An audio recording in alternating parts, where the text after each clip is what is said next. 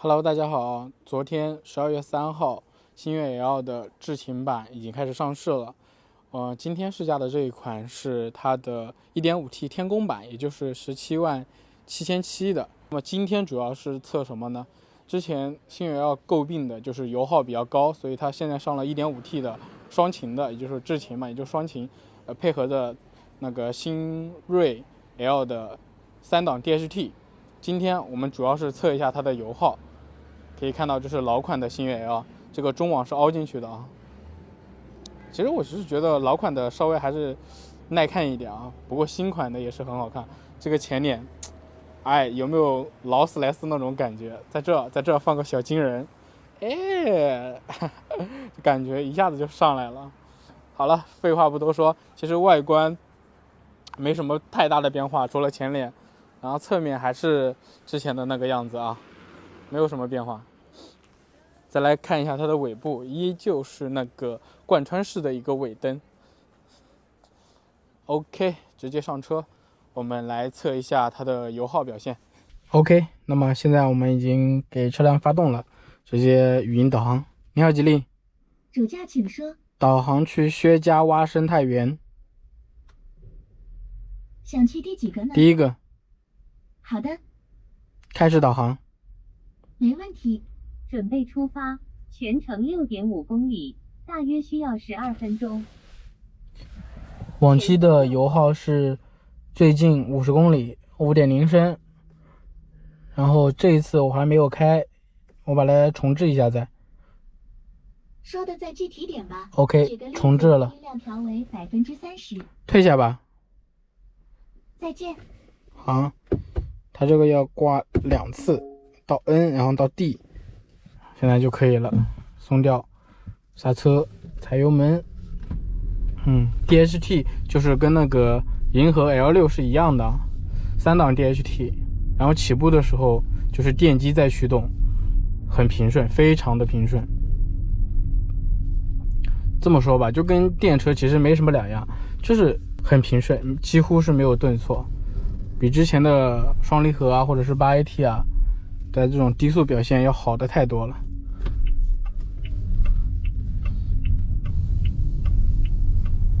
请走右侧车道。因为今天的室外温度15度啊，我没有开空调，前方在红绿灯所以右转，这一次油耗测试应该是进入主路偏低的。一般的话大家都会开空调。哎呀，好多小狗啊，小狗啊！这个驾校的这个车，哇，这个油门也是很轻快啊。你在干嘛？您将在九溪路上继续行驶6公里。这个动力还是可以的，虽然它只有 1.5T， 但整个油门的脚感还是偏软的那种啊。然后踩下去的话，大概有半秒钟的延迟。整个刹车的脚感是比较硬的，我个人觉得有点硬，刹车有点硬。其实方向盘给你最大的感受就是很轻，很轻。你看我都70了，这方向盘还是很轻。我现在用的这个模式是智能模式，我切个运动模式，运动模式下的方向盘应该是会变重。果然变重了。其实我开吉利的话，其实它的这种方向盘的随速增益的这种过程还是很明显的啊，还可以。我觉得作为家用来说的话，完全够用，然后舒适性也能很好。来感受一下它的静音表现啊。这是开了主驾窗的外面的声音，然后我们关上，再听一下，其实还是能听到外面的噪音哦。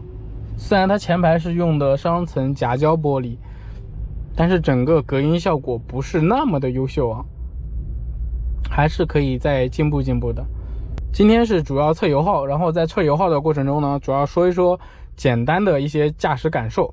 大家有想了解更多的可以来店里试驾啊，因为你自己去试驾的话感受会比较强烈一点。其实它这一款相当于那个 2.0 的星越 L 其实没什么区别，除了就是换了一个动力系统嘛。还有就是它这个 HUD 啊 ，HUD 时速表挺大的，然后时速表上面会有一个方向的一个箭头，就是你要直行，然后左下角是前方还有几公里，5公里，这个公里数有点小，不过也还行，看得清楚，整个面积还是蛮大的。OK， 我们来试一下它的加速啊，地板油。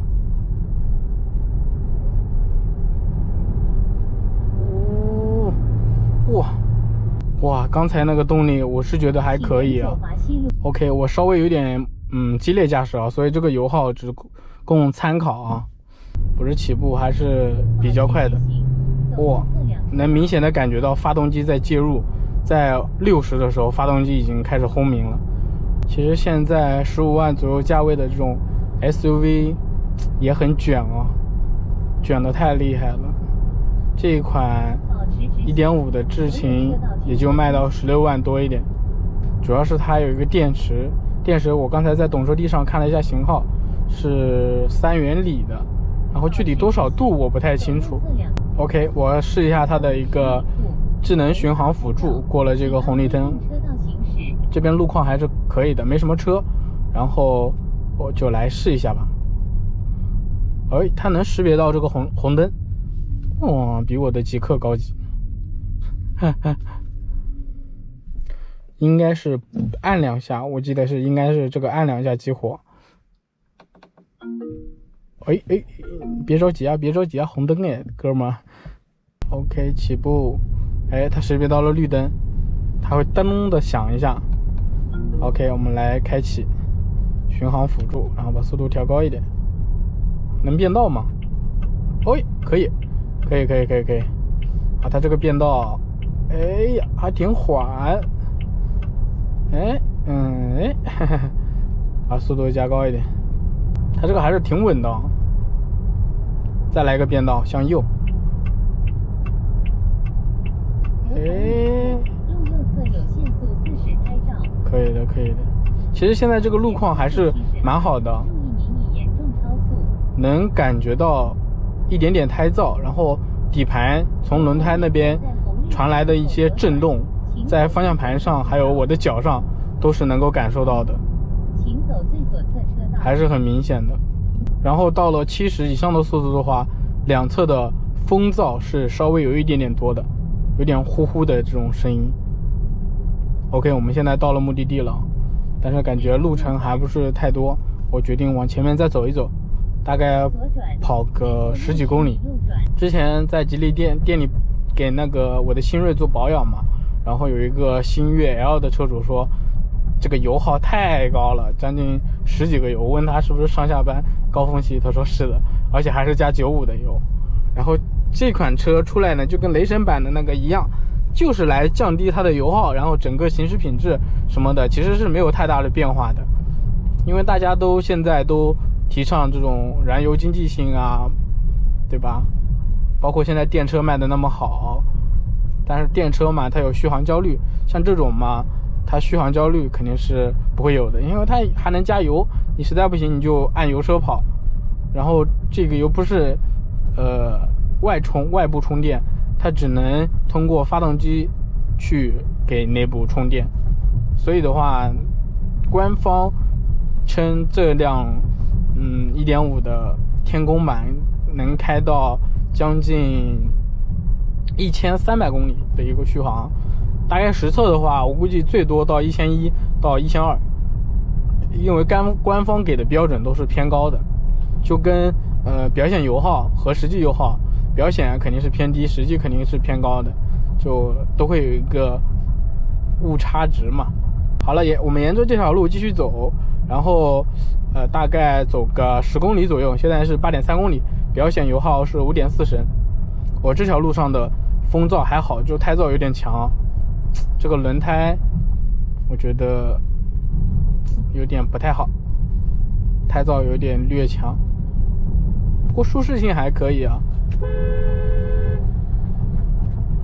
这个大车真的是我要无语死。看港口的这个集装箱，我觉得这个马鞍山这个江边的路都比市区那边的路要好，马鞍山最大的印象就是路真的一直都不好。虽然我也是马鞍山人，但是我不在马鞍山市区啊，我觉得我们那个郊区镇上的路都比市区的路好。反正我对马鞍山的这个路啊没什么好感。OK， 现在我们已经开了9.6公里，那么我们就在前面掉头吧，再到前面，大概开到10公里的样子。遇到这种轻微的颠簸还是比较干脆的，没有多余的回弹。我觉得舒适性肯定没有那么的舒适，毕竟主打15万这个价位的车来说，它的悬挂基本上都是前麦弗逊后多连杆的这个操作。再来试一下它这个方向盘的指向性啊，还可以啊，跟我那个新锐有的一拼啊。你看反应还是很快的，好评，这个好评，反应还是很快的。你看有一点点延迟，但是几乎是感受不到太多延迟啊。再来个60公里变道试一下。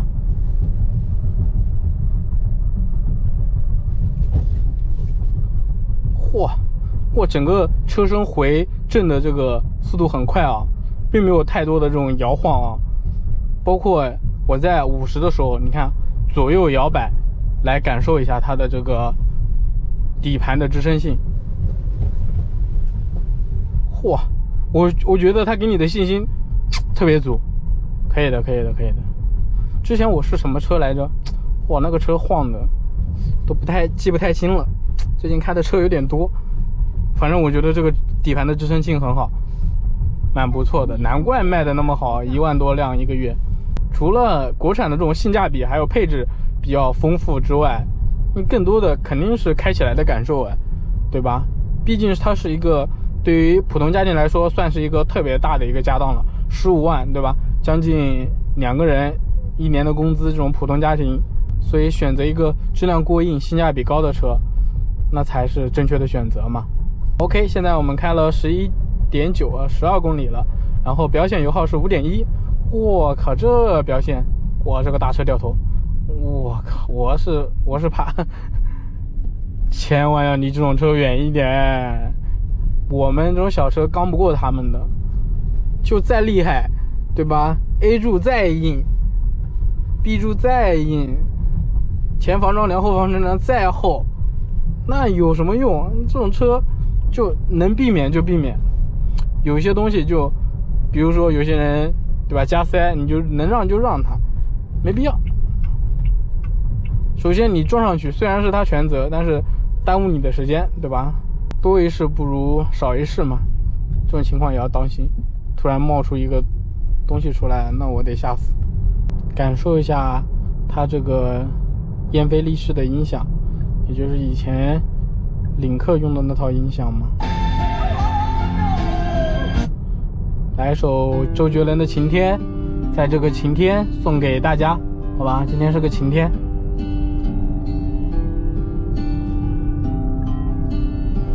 接着我们开启它的智能巡航辅助。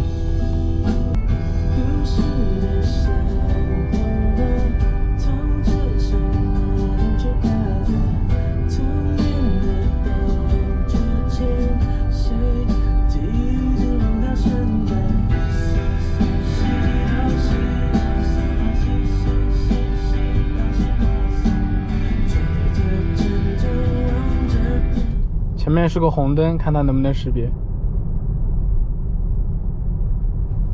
我靠，不能。它不是能识别红灯吗？为什么不停啊？这个人干嘛？我靠！马鞍山人才。运动模式下低速的这个方向盘也是略微重一点的。我试一下经济模式。嚯！